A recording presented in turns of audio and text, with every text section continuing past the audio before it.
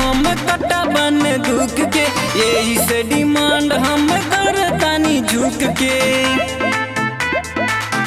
सुना बानी शौकीन हम कट्टा बन दुख के यही से डिमांड हम करतानी झुक के।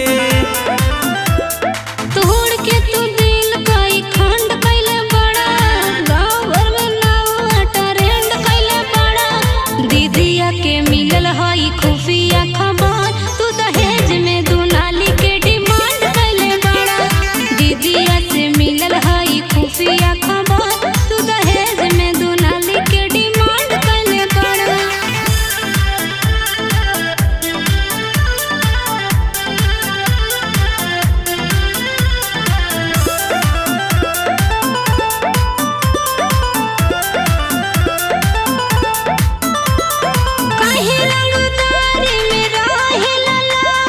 जैसन हम बानी हई तोहर ला पागल।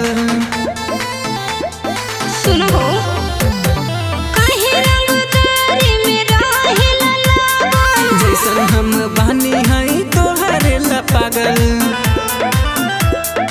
पापा खातिर हमरा उदंड भइले बड़ा, प्यार के तू हमरा हो झंड कैले बड़ा। दीदिया के मिलल हई खुफिया खबर, तू दहेज में दुनाली के डिमांड कैले बड़ा।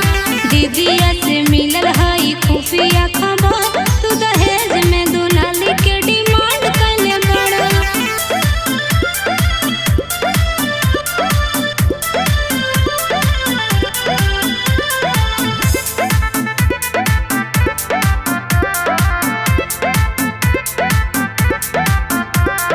हमसे जरूरी बा काटा दुनाली, दोनों जन के बिना हमार जिंदगी है खाली।